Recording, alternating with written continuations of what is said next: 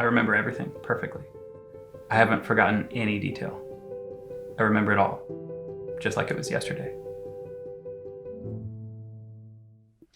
It all started right around the first of the year, and it was clear at that point that the coronavirus was a serious threat. And so I remember in February when I asked Jennifer Fellinger to lead our preparedness. And I said to Jennifer, this is going to be the most important thing, so put everything else down. When President Scogin asked Jennifer Fellinger and the rest of us to be part of the steering committee, he said it would just be a couple of hours a week. And focus 100% on making sure that we're ready should the COVID-19 virus hit our campus and our community. He said we would be able to keep doing our normal campus responsibilities, but quickly it took over and consumed all of our lives. I think a day of our first meeting, it quickly became a full-time job for the five of us on the steering committee. There was a point at which, sort of five heads all nodded and said, yeah, this is pretty clear what we knew. It's probably time to get Matt here and bring him into the conversation. So, at the time, that felt really early. We were one of the first small colleges in our region to go remote. But the health experts at the time were saying if you don't close early, then if you don't close in a way that feels too early, then it's actually too late. Some leaders, when they're in the middle of crisis, when they're in the middle of making weighty decisions like this, they freak out, but not me. I just kept it together. I was completely calm the whole time. It's actually unbelievable how calm I was. Yeah, so we called Matt. We got him on the screen, and he was pretty excited. So Matt, what are we going to do? What's our plan? Well, there's nothing left to do except panic. Panic! Amazing, totally unbelievable how calm I was. I never freaked out. I just kept it together the entire time. And I don't know, I guess maybe that's a gift. Panic! Everyone panic! It's just a gift that I'm just completely calm and cool, even through the most extraordinary crisis that you could imagine.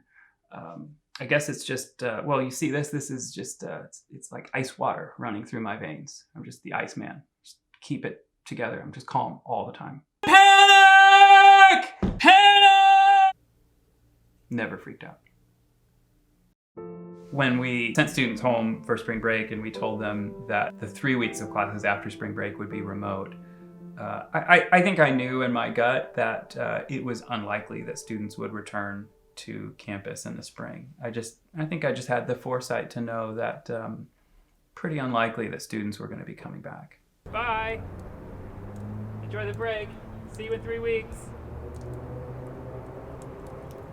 So yeah, the Monday after spring break, that was the first day of remote classes, and a lot of people had never used Zoom before, but not me.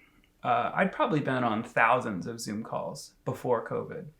In fact, one of the signatures of my leadership is that I'm just a tech wizard, and that comes through, I think, in almost everything I do.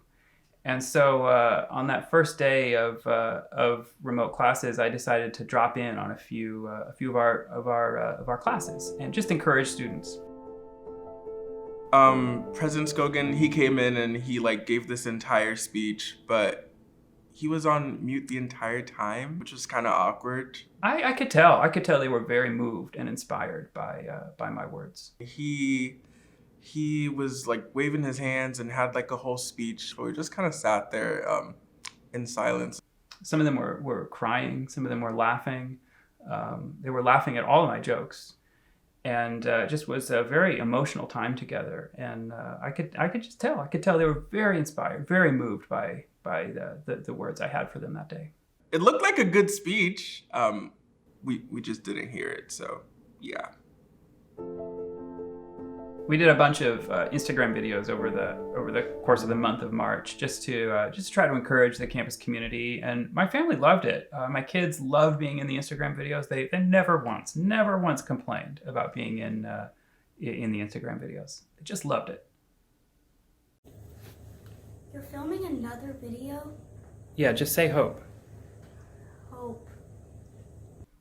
Like I said, I remember everything perfectly. I haven't forgotten any detail. I remember it all, just like it was yesterday. We've been through a lot together over the past 12 months, and as we reflect, I want to again say thank you. Thank you to our faculty.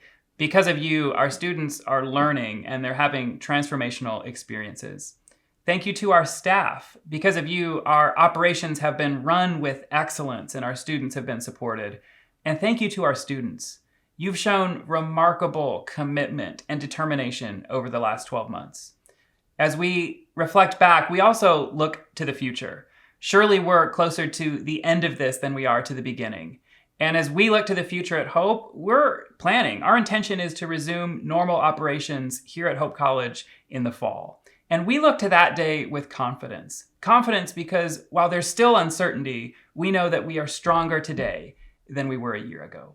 So thank you. Thank you for helping us keep hope over the last 12 months. Spera in Deo.